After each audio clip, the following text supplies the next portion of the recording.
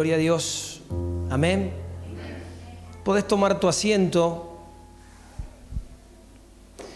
Quiero, sin distraernos, antes de poder pasar a la cena del Señor, para ya poder culminar este tiempo, compartir algo muy breve, ¿sí? En esta noche, a modo de reflexión. Por eso es importante que no nos distraigamos, porque entiendo que en medio de todo esto que ha sido lo que hemos estado compartiendo durante este periodo, no podemos dejar de soltar la palabra de Dios, ¿sí? Y en esta unidad poder recibir lo que Dios tiene para decirnos. Así que les pido un poquito más de paciencia a los chiquis, ¿sí? Aún más allá de que a veces los chiquis se nos aburren, en esta ocasión entendimos que no era bueno que fueran a sus clases, sino que es importante también que cada tanto puedan estar entre nosotros, porque aún su espíritu absorbe, ¿sí? Aunque su mente a veces no entienden y por ahí hay otras cuestiones, pero sabemos que en la unidad del espíritu, en la unidad de la familia, podemos ver al Señor, ¿sí? Y qué interesante es que en medio de todo esto que se soltó, en medio de esta oración, como habrán visto, si todos lo vieron y si a alguno le faltó verlo, se va a enterar ahora, el título de esta reflexión, de este mensaje, es el poder del uno. Y obviamente al tratar de abrir esto en una perspectiva del Espíritu, lo que el Señor en este día nos quiere hablar, mientras recién removíamos una levadura de soberbia, de altivez, de orgullo, de individualismo, lo que justamente el Señor establece como diseño de Él, es el diseño de la unidad, es el ser uno. Amén. Cuando vamos a la palabra del Señor encontramos que en el principio de la Biblia, en el principio de la creación, dice que Dios soltaba una voz, ¿sí? Y esa voz que Él soltaba generaba un ambiente en toda la creación. Si Él hablaba y esa voz establecía, generaba, manifestaba un ambiente. Es decir, no había dos voces, ¿sí? No había dos voces rectoras, sino que había una sola voz. No había dos direcciones, sino que había una sola dirección. Y en esa atmósfera cuenta la palabra que tanto Dios como el hombre eran una sola cosa. Había una química, había un vínculo que los posicionaba como uno. Entonces, cuando vamos al Edén, en el Edén, ¿sí? Funcionaban como uno. Es decir, en el Edén no había dos mentes, ¿sí? En el Edén todos veían lo mismo. No es que cada cual veía lo que quería ver, sino que todos veían exactamente lo mismo. Entonces, a veces pareciera ser que las cosas que el Señor nos quiere hablar, por nuestra estructura mental y por tantas cosas que combaten a veces nuestra mente con distracciones, pareciera ser que lo claro, lo básico, lo sencillo lo hacemos complejo, ¿sí? Y a veces pareciera que nos cuesta entender algo que es simple, pero si nosotros en esta noche pretendemos o tratamos de entender lo que es la unidad, ¿sí? Primeramente, para ayudarnos a entender lo que es la unidad, tenemos que entender lo que es la división. Y la división, la palabra lo dice, son dos visiones, ¿sí? Es ver dos cosas, mientras que la unidad es una sola visión, es una sola cosa.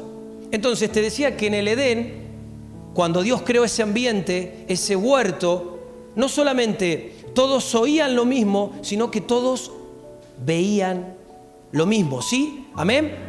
Amén. Entonces, para que haya unidad, esto como cuando uno lo lleva para que haya una discusión o una pelea, siempre tiene que haber dos. O sea, yo no peleo conmigo mismo. O sea, no me voy a pelear yo conmigo mismo, puede pasar, pero siempre para que haya una pelea me tengo que pelear con alguien. Tiene que haber dos. Y para que haya unidad también tiene que haber dos, ¿sí? Dos que no ven como dos, sino que ven como uno. Dos que no oyen como dos, sino que oyen como uno. Amén. Entonces, claro que cuando nosotros vemos lo que la Escritura manifiesta acerca de Adán y de Eva, los ojos de su espíritu, esos que venían a manifestar la realidad de Dios, estaban en desarrollo.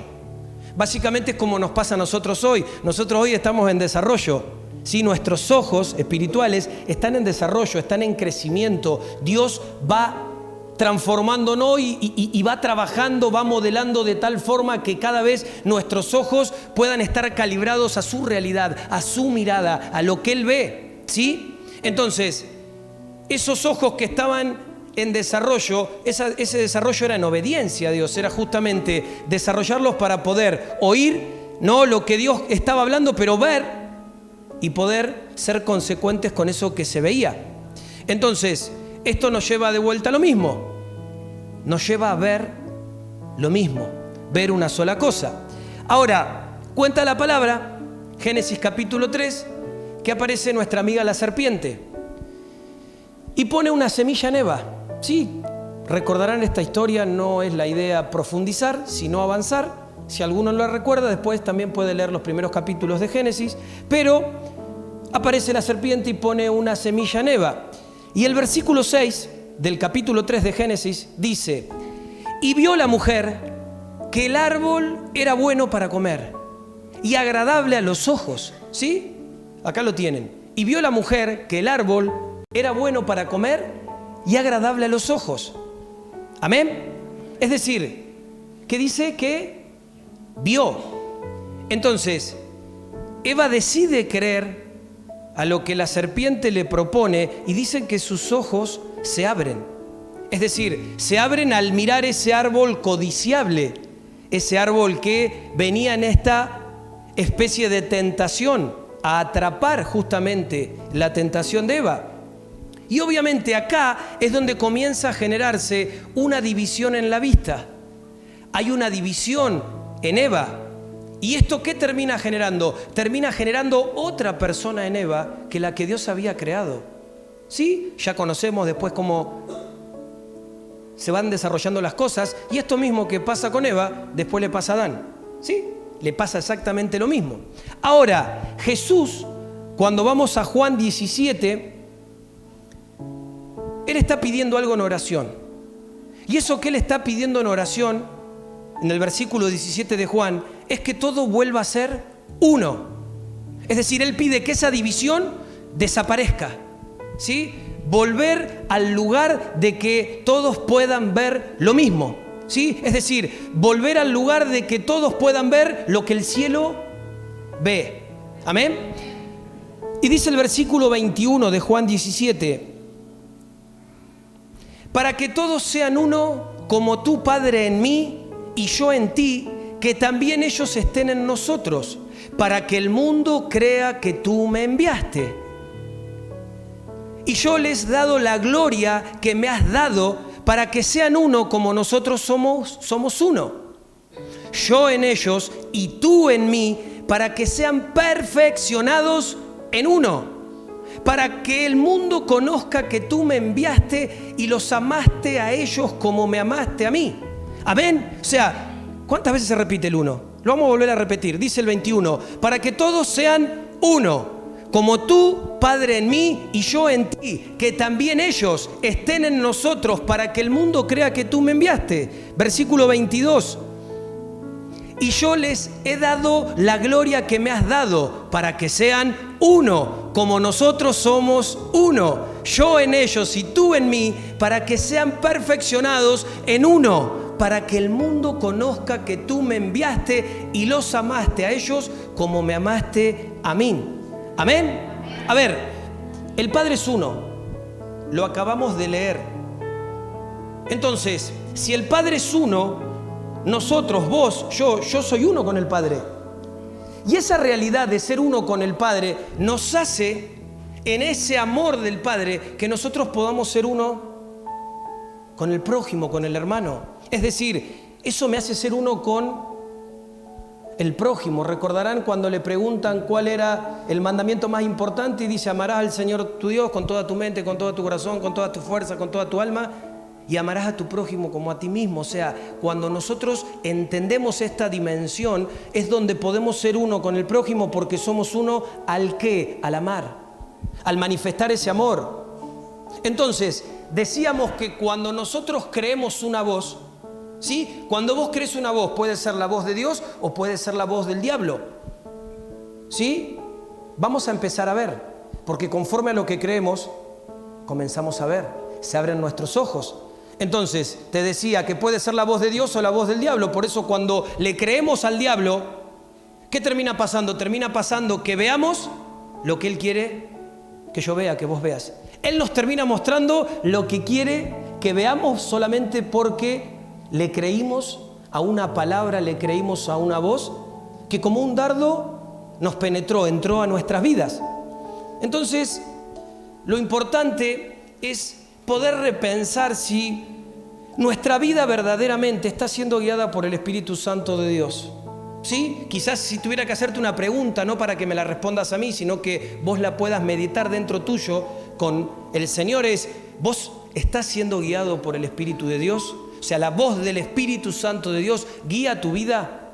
La semana pasada, la pastora Jazz nos hablaba así en esa prédica de Nos Conviene, acerca de poder vivir en esa plenitud, en esa atmósfera. Ella usaba un término de abandonarnos en el Espíritu. Y desarrollaba esto de una forma muy puntual acerca de que nos conviene verdaderamente que nuestra vida sea guiada por el Espíritu Santo de Dios. ¿Amén? ¿Se acuerdan? Los está mirando, así que digan amén, aunque sea por compromiso. Ahora, bájame un poquito, Pablo, que tengo acoples acá adentro. Jesús dijo: las palabras que yo hablo son espíritu y vida. ¿Sí? Entendemos esto, lo sabemos, lo hemos recibido. Las palabras que Él habla son espíritu y vida. Y cuenta este mismo pasaje de Juan 17 que Él las dio a conocer. Estas cosas las dio a conocer.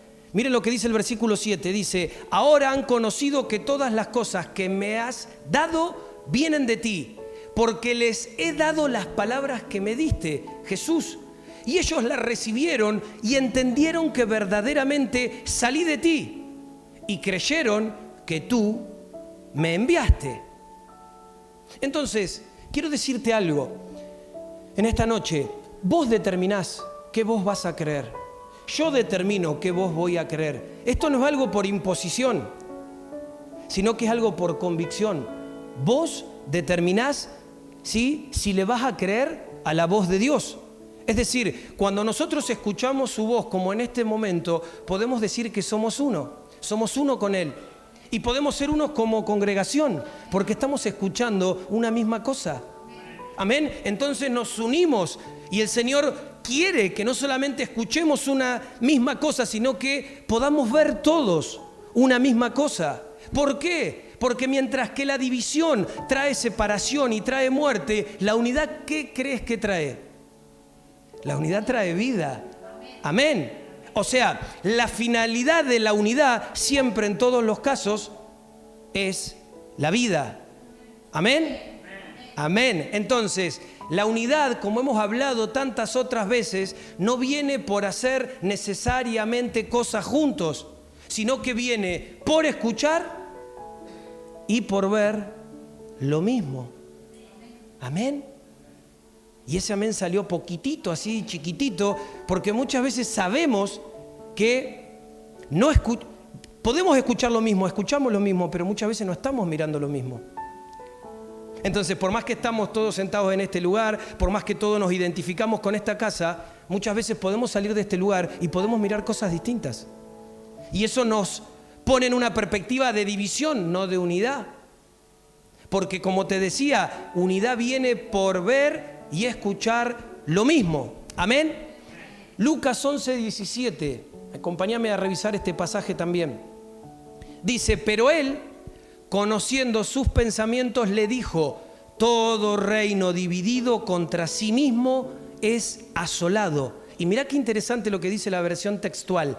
Y casa contra casa cae. Te lo repito, que tu espíritu lo absorba y que la luz del Padre venga ahora y nos traiga entendimiento a cada uno de nosotros, porque estas palabras son vivas, estas palabras son de vida y necesitamos que produzcan esto en nosotros ahora. Amén. Dice: pero Él, conociendo sus pensamientos, le dijo: todo reino dividido contra sí mismo es asolado, y casa contra casa cae. Es decir, en otra versión, ninguna casa dividida puede prevalecer. ¿Sí? Te lo vuelvo a repetir, ninguna casa dividida puede prevalecer. Entonces, uno de los aspectos más importantes que hay, ¿sí?, con respecto a una casa, que una casa, como recién lo decíamos anteriormente, es el espacio que el Señor nos ha concedido, es el espacio que Dios nos ha dado para ministrar. Llévalo a tu familia, miremoslo como congregación. Él nos ha dado este espacio, ¿para qué? Para que nosotros lo podamos administrar. Y cuando nosotros vamos, y esto es aún más interesante, cuando vamos al significado de esta palabra que se escribió en griego, sí, el significado en griego es oikos. Palabra casa significa en el griego oikos y se refiere a morada, se refiere a familia, se refiere a casa y se refiere a templo, ¿sí?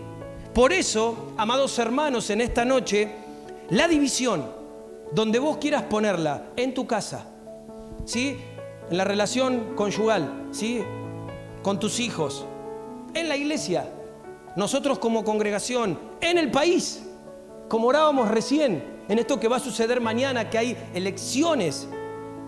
Toda división, en todos los casos, siempre favorece al diablo. ¿Qué gana el diablo con eso? ¿Qué gana el diablo cuando hay división? Gana debilitar el propósito de Dios. Cuando Él logra debilitar el propósito de Dios, no hay fruto, ¿sí? Podemos venir, podemos estar juntos, podemos hacer cosas juntos, pero no hay una misma visión, ¿sí? No estamos viendo lo mismo, entonces no hay fruto. Y eso es lo que gana el diablo. Es decir, el diablo no tiene ningún recurso. Todos los recursos que el diablo tiene son los recursos que Dios nos ha dado a nosotros y nosotros se los entregamos a Él. Por eso que hablábamos de que Dios no puede gobernar si primeramente no gobiernan nosotros. Muchas veces lo que se ve naturalmente como sociedad es el reflejo de cómo la iglesia, la casa del Señor, se encuentra. Entonces, si la casa del Señor o la iglesia es soberbia, es altiva, es orgullosa, no se sujeta, ¿qué vamos a pretender de nuestras autoridades afuera? ¿Sí? ¿Lo ves? ¿Amén? ¿Lo estás viendo? Entonces, ninguna casa dividida puede permanecer. ¿Amén? Y es clave, es importante que podamos, y atrapa esto, es clave y es importante que podamos movernos como familias en unidad. ¿Sí? Repito esto, es clave y es importante que podamos movernos como familias en unidad, si queremos vencer. ¿Amén? Si queremos vencer, tu casa tiene que funcionar en unidad. La casa del Señor, que justamente es una gran familia, constituida por muchas familias, tiene que funcionar en unidad si queremos ver la victoria. Es decir, y esto lo hemos también visto, pero a la hora de tener que decidir o emprender algo, en todos los casos siempre tiene que haber acuerdo, ¿sí? Es decir, no decidir a empezar algo o a tomar, ¿sí?, alguna determinación con una decisión unilateral, ¿sí?, solamente de un lado, solamente porque una sola parte le pareció bien hacer esto o aquello. ¿Y por qué te digo esto? Porque hay un principio, y el principio de victoria y de permanencia, el principio de victoria y de permanencia es que las decisiones se tomen siempre en unidad. ¿Amén? Yo creo que en esta noche no solamente nosotros vamos a atrapar esto, ¿sí?, sino que también a la hora de soltar esto vamos a poder entender también muchas veces cómo nos estamos encontrando, no solamente como congregación, sino puntualmente como familia, como familias. Entonces, qué interesante que cuando vemos el contexto de esto que Jesús pone en manifiesto de que ninguna casa dividida puede prevalecer, unos versículos antes en este mismo capítulo, la gente estaba hablando de que Jesús expulsaba a los demonios por Belcebú, ¿sí? Después, si lo quieren leer, van a ver que esto que les estoy diciendo lo tienen ahí escrito en la Biblia. Y es ahí Jesús, ante esta acusación, ante esta declaración, diciendo: ¿cómo puede ser que el diablo saque los demonios? ¿Sí? ¿Cómo puede ser que digan que es el diablo? Es a través de Belcebú que están saliendo los demonios. Es decir, ¿cómo el diablo va a estar en contra de su propio sistema? ¿Cómo el diablo va a estar en contra de su propio reino? Claro que no, ¿sí? Entonces, es ahí donde nace esta tremenda perla, ¿sí? Donde se establece esta preciosa perla, esta perla maravillosa que dice que ninguna casa dividida prevalece. Y esto aplícalo, hermano mío, aplícalo a lo básico, aplícalo a lo familiar, aplícalo a lo económico, aplícalo a lo emocional, aplícalo a lo espiritual, aplícalo a todas las esferas de tu vida. Sigue siendo un principio, es una perla. Ninguna casa dividida prevalece. Amén. Esto, para ponerte un ejemplo que me van a entender, es como si un papá quiere establecer cierta disciplina en sus hijos de tal manera. Entonces el papá quiere establecer una disciplina de una cierta manera, pero la mamá de otra. ¿Qué va a pasar? No va a funcionar, ¿sí? No va a funcionar. ¿Por qué? Porque el diablo va a aprovechar que hay una opinión dividida. Escucha bien esto. El diablo va a aprovechar que hay una opinión dividida, que hay deseos divididos, y la cosa va a quedar mal. La cosa va a estar mal. Por eso la unidad es un principio de gobierno y de victoria. La unidad en todos los casos es un principio de gobierno y de victoria. Amén. Juan 17:21 dice: cuando el fuerte, bien armado, defiende su propio palacio, lo que posee está en paz. ¿Sí? Cuando el fuerte, bien armado, defiende su propio palacio, lo que posee está en paz. Y ya que estaba buscando palabras en el significado del griego, paz en griego es eirene y tiene que ver con prosperidad. Escucha bien esto. El significado de defiende su propio palacio, lo que posee está en paz, se refiere a prosperidad. Entonces, chocolate por la noticia, una casa dividida tampoco prospera. ¿Sí? Una casa dividida tampoco prospera. No solamente que el diablo va a tomar autoridad, sino que esa casa no va a poder prosperar. No prospera. Sí, volviendo al ejemplo, es como que de repente, no sé, yo quiero comprar un auto y mi señora no quiere que compre el auto. Y como a mí se me antojó ese auto, yo voy y me lo compro igual, porque me gustó. ¿Sí? ¿Qué va a terminar pasando? Va a terminar pasando que lo más probable es que ese auto no funcione bien. ¿Sí? No funcione correctamente. Es más, ese auto nos va a traer muchos problemas. ¿Por qué? Porque no hubo acuerdo, no hubo unidad. Y aunque esto parezca al extremo, déjame decirte que en la luz de lo que les estoy hablando, tu espíritu sabe, vos en tu espíritu sabés que esto es así. ¿Amén? ¿Y sabes por qué es así? Porque es un principio. Es algo que está establecido en la palabra de Dios, no es algo que se me ocurre a mí. Es un principio. Toda casa dividida no prevalece. Por eso, y acá me engancho para ir cerrando esta reflexión, a lo que también vinimos haciendo en este día, que es imposible vivir en unidad en la esfera, en el ámbito que sea, cuando hay egoísmo en mi corazón. Cuando hay en mi corazón independencia. Entonces yo vengo acá a la reunión, vengo acá a la congregación, pero soy independiente, ¿sí? Vengo, recibo, escucho y hago lo que a mí me parece, y si me interesa y tengo ganas, no sé, tengo relación, y si no me voy. O sea, estoy mirando todo desde una perspectiva individual. No veo el cuerpo, no discierno el cuerpo, no entiendo la unidad. ¿Sí? ¿Por qué? Porque sigue habiendo egoísmo. Llévalo a la familia. ¿Sí? Entre los esposos muchas veces no hay acuerdo. ¿Por qué? Porque prevalece más el egoísmo, el deseo, lo que yo quiero, que lo que Dios dice. Y ahí estamos en una pelea de orgullo, para ver quién tiene la razón, para ver quién puede prevalecer por sobre quién. Y qué interesante que el Señor nos llevó a remover hace un ratito toda levadura de soberbia, de orgullo, de altivez. Entonces, todo lo que yo voy sacrificando, lo sacrifico por un diseño. Es el diseño, es tomar, es entender lo que Dios me está diciendo, ese principio. Entonces yo voy sacrificando de mi egoísmo, de mis deseos, con tal de poder alcanzar un diseño superior que me ubica, que me enseña, que me posiciona en el acuerdo y en la unidad. ¿Amén? Entonces uno no puede ser uno con egoísmo. ¿Por qué? Porque alguien tiene que morir. ¿Sí? Si yo quiero tener mis razones, si yo quiero tener mi verdad, si yo quiero prevalecer en mi casa con Jazz, nos vamos a agarrar de los pelos. Y más si ella quiere lo mismo. Entonces alguien tiene que morir. ¿Por qué? Por un diseño, por el diseño de Dios, por ver lo que Dios está viendo. Entonces, cuando yo te hablo de unidad, quiero que entiendas que la unidad se mide en todas las cosas.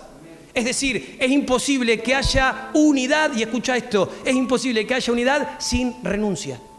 No hay unidad sin renuncia, sin entrega, sin sacrificio. ¿Por qué? Porque la unidad, y escucha bien esto, la unidad no es una acción. La unidad es una intención. Esa intención de ver lo mismo, de oír lo mismo, pero también de ver lo mismo.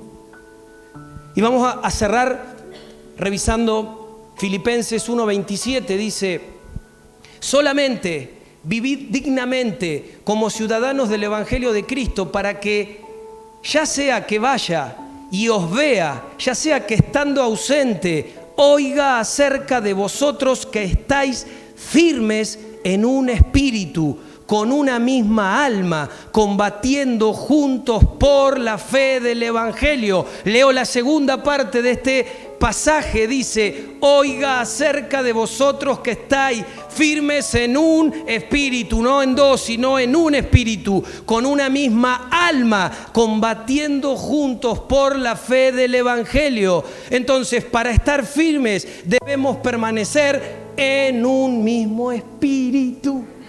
¿Sí? No hay otra forma, no existe. Todo lo demás es bla, bla, bla, bla, es teoría, es vacío, es religión. La palabra del Señor dice que para estar firme debemos permanecer en un mismo espíritu. ¿Y sabes qué? Para poder combatir juntos, dice la palabra que debemos estar unánimes, escuchando lo mismo, viendo lo mismo, persiguiendo lo mismo.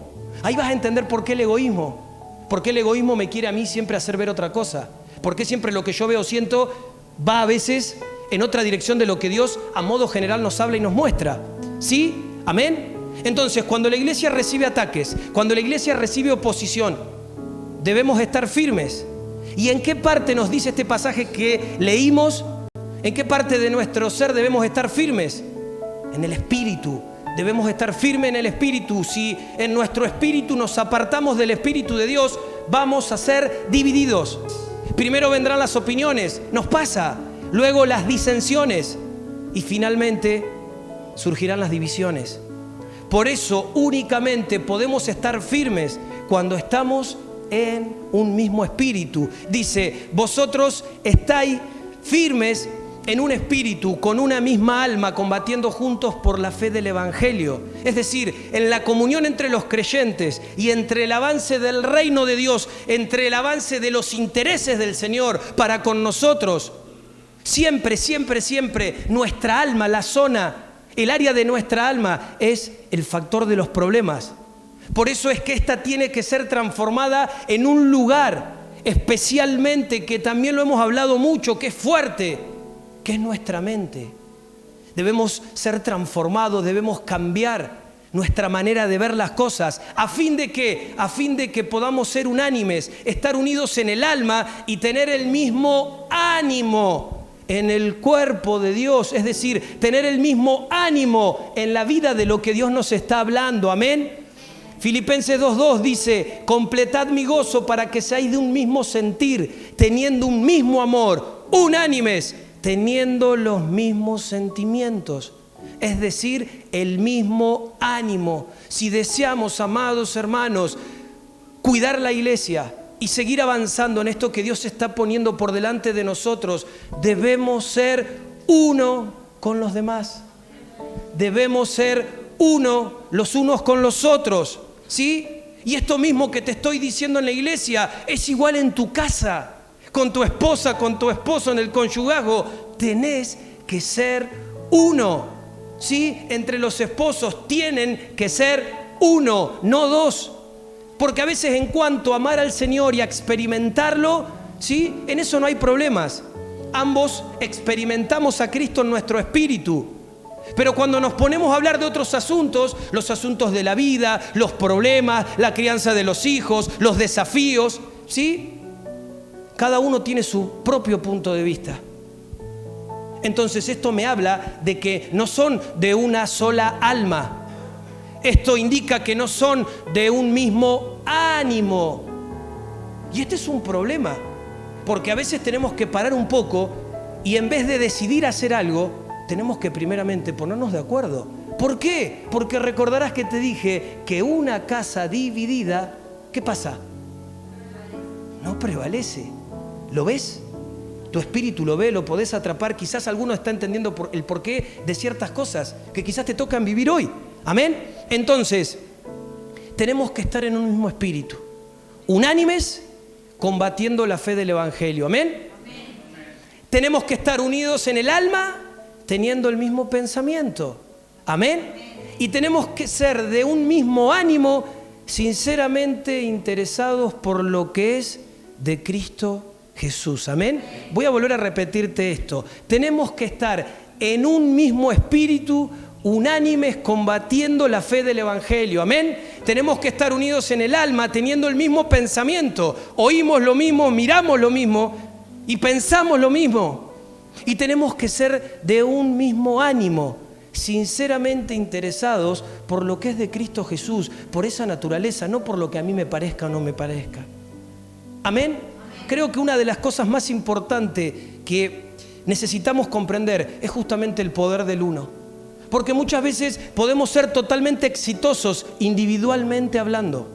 A vos te puede ir bien individualmente, pero si vos no sos funcional en el uno como cuerpo, no te sirve de nada ser exitoso individualmente. Porque Dios nos convocó como cuerpo, nos llamó a uno. Y aún, no solamente nosotros como casa, aún la iglesia de esta ciudad, la iglesia de la nación, ha sido llamada a ser una. Y a veces todo lo que te he dicho recién de forma rápida es el gran causante del por qué muchas veces no prevalece lo de Dios. No porque Dios no lo haga prevalecer, sino porque una casa dividida es contra sí misma. Que la luz del Señor en esta noche traiga entendimiento acerca de cómo nos estamos moviendo como familia, como esposos, como padres, como hermanos, ¿sí? En ese poder del uno, lo que rompe, lo que quebranta, lo que trae el cielo es la unidad. Es un principio de victoria, es un principio de gobierno. Amén. Y qué mejor en esta noche, mientras te pido que te pongas de pie, y te voy a pedir, Tim, que vengas a acompañarme en el teclado, que habiendo sacado toda levadura de soberbia, de orgullo, de independencia, de altivez, y habiendo soltado esta verdad, esta revelación de la unidad, podamos ahora, para terminar, poder participar de esta cena que justamente es la que viene a traer esa capacidad de vida, ese entendimiento de lo que Cristo hizo. Pero lo que Cristo hizo, nunca lo hizo solo, sino que siempre lo hizo siendo uno con el Padre. Y que en esta noche, cuando hagamos esto, en este momento, realmente en nosotros pueda amanecernos este entendimiento de lo que representa el ser uno, del posicionamiento de lo que Dios ya ha establecido en nosotros, de cómo Él nos ve, siendo unos con Él. Amén. Yo quiero invitarte en esta noche que puedas pasar acá, sí, vamos a empezar acá por Lore, puedas retirar tu pan, tu copita, que podamos hacerlo en orden y luego podamos sellar esta palabra, podamos sellar este tiempo haciendo esto tan tremendo. Amén. Pasa.